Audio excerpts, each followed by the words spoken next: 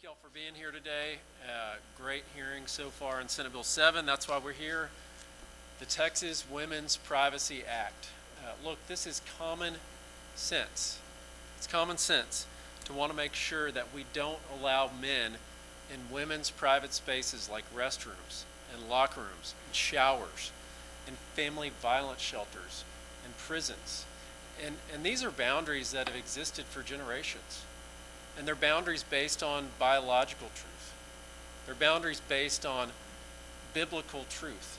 And so what this bill does is it restores those boundaries and makes them enforceable. And I authored and passed the Save Women's Sports Act. And we have many of you here today that helped get that done. We all know Riley Gaines, and we have our female athletes here as well. And what that did is that kicked men out of women's college sports. Because men were stealing fairness. They were stealing opportunity. They were stealing victory. And as part of that, we heard Riley's story. And one of the things that she said really struck me. So Leah Thomas, not only did he steal that spot on the podium, he was in her locker room, naked, against her consent. Many of her teammates were upset. And so what this bill does is it fixes that, and it restores privacy in women's restrooms, locker rooms, and showers, the very thing that Riley has fought for. And now, of course, we have many advocates here with us today, and I'd like to turn it over for a little bit to Mary Elizabeth Castle. So thank you. Good afternoon, everyone. My name is Mary Elizabeth Castle. I'm Director of Government Relations for Texas Values. Today we heard Senate Bill 7, the Texas Women's Privacy Act, and I am excited to see that the Texas legislature is moving quickly to pass important legislation to protect Texas women and girls. In the regular session, Texas proved that we know what a woman is. Now we will prove that you don't mess with Texas women in their privacy and dignity. Women's privacy and dignity is a non-negotiable. It is common sense to provide a safe, separate space for both men and women in locker rooms, showers, restrooms, prisons, and domestic violence shelters. The coalition of support for the Texas Women's Privacy Act is ever growing. Groups that support it include Texas Values, Texas Pastors Council, American Principles Project, Patriot Mobile, Texas Family Project, Texas Eagle Forum, Moms for Liberty Texas, Moms for America, Alliance Defending Freedom Action, Independent Women's Voice, and so many more. Last week, Representative Valerie Swanson received support from 81 Texas House members on her bill, House Bill 32, which is identical to the bill by Senator Mays Middleton that we heard today. Texas cannot wait. We cannot delay. We know that school is starting very soon in our state, and that we know how this is a prevalent issue in our schools where men are entering women's spaces, and it spreads across not just schools but in different areas as well. This is an issue that women face every single day, and it's very common sense for thousands of years and for even since 1972 from federal law that we protect women in their private spaces. I'll turn it over to Senator Mays Middleton. Thank you, Mary Elizabeth. This is really simple. Texas is not going to bend to the woke left's gender identity delusions. And this bill has strong penalties to enforce that. The first is a $5,000 penalty on the first complaint, and then it goes up to $25,000 per day. And this is enforced by citizen complaints as well as the Texas Attorney General.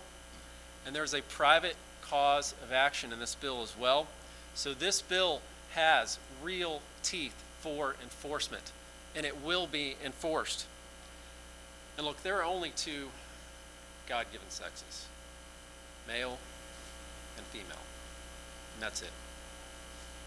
And as a dad and as a husband, I don't want a man entering my little girl's bathroom.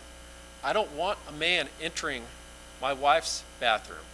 I don't want a man entering my mother's restroom. This is common sense. We are not going to sacrifice the safety and privacy of women in the state to the left's gender ideology agenda. And we're also going to make sure that women are not forcibly exposed to men pretending to be women in their private spaces. We have got to get this bill done for all the daughters of this great state. And I'm going to turn it over to Brooke Slusser's mom. Hi, my name is Kim Slusser. I live in Denton, Texas, and Brooke really wanted to be here today, but she just moved, so she's moving in her apartment and getting things settled. So I'm here to represent myself because I also went through it, but her.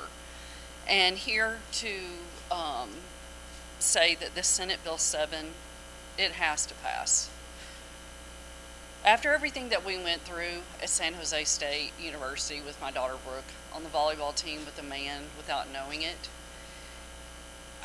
it's hard for me not to get emotional. I don't want to get emotional about it, but I always say that the blast radius effect, I got it from a guy that writes a Substack, so it's not my words, it's his, is just immeasurable, because everybody always says it's just one man. It's just one man in your space. It's just one man on your team. It's just one man in your locker room. But the effect that that has is just astronomical. I am going to go back. That I wasn't planning on going off the cuff like that, but I do want to kind of read a little bit of what my thoughts were that I wrote, that I said in there.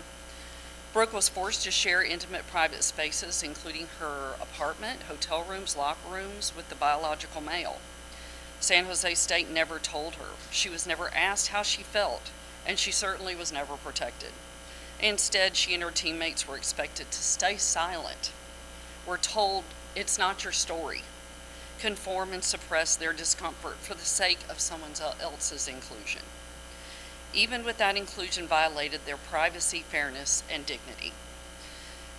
Brooke joined the Riley Yanes lawsuit in 2024, but some of you may not know she also has her own lawsuit with the Independent Council on Women's Sports against San Jose State University, against the Mountain West Conference, and also against 3 administrators at the school, including the head coach, who is still there, by the way. After joining the lawsuit, she felt targeted, isolated, and ultimately placed in harm's way. She became the subject of a plot at a game at Colorado State University. They actually brought triple the police force in that day because Brooke was threatened on not only by the trans-identifying male on the team, plotted with another player on the Colorado State team to hurt her, but also online she was told it was basically a death threat. I don't remember the exact words, but it was a death threat, so they upped the security that night. She became the subject of a plot by Blair Fleming to injure her during a match, a case serious enough to trigger a formal investigation and eventually a formal Title IX complaint. Brooke's case drew national attention, not just because of the danger involved, but because of what it said about the erosion of women's protections everywhere. When institutions put ideology above common sense sex-based boundaries, it is the women and girls, our daughters, who pay the price. They lose not only their right to safe play, but to basic privacy, dignity, and fairness. Senate Bill 7 is not about discrimination. It's about setting clear, fair rules that protect everyone.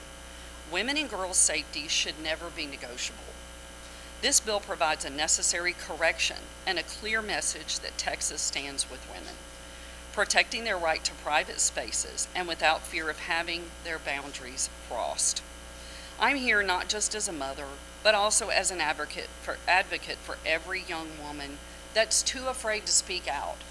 Brooke was the only one on her team that spoke out when every other girl on the team wanted to, but they were scared to death.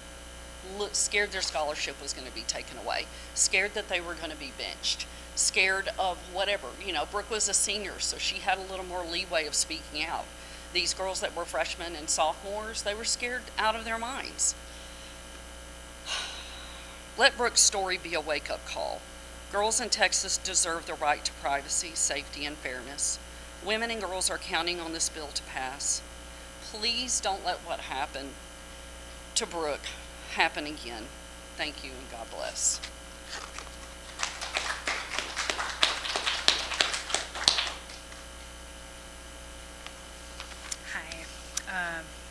Amy Ichikawa. I am an ambassador for independent women, and I'm the founder of Woman to Woman, which is a support group for incarcerated women across the country.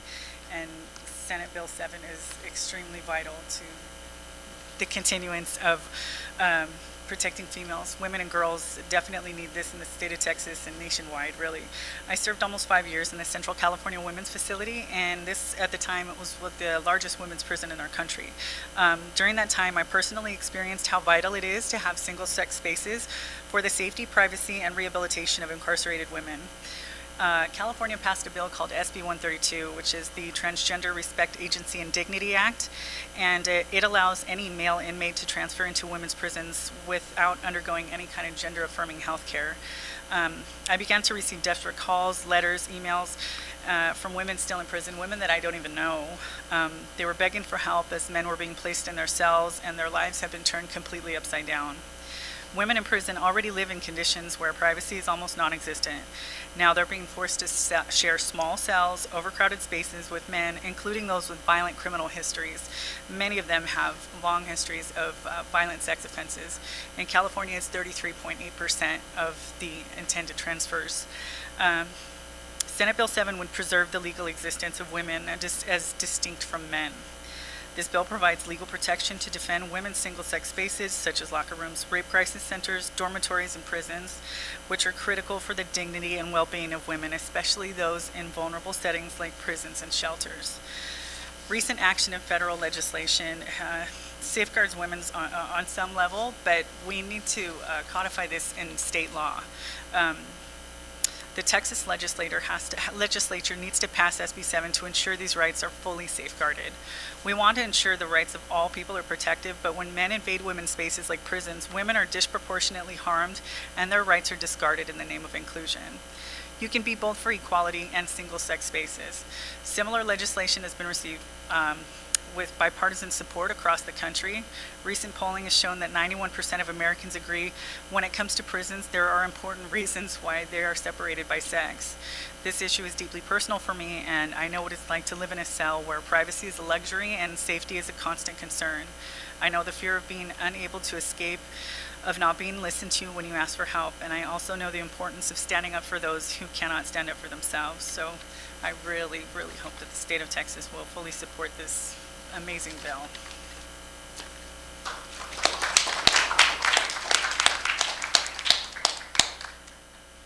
It's great witnesses, great testimony here today, incredibly powerful in committee as well, and I'd love to open it up for a couple questions if there are any on SB7.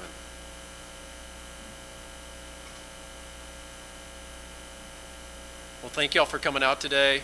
I want to thank all the activists here that have shown up, taken the time, got here at 8 in the morning probably, or even earlier, all to support what we all know is common sense: safety and privacy for our women and children of Texas. And let's get this victory done for all the daughters of this great state.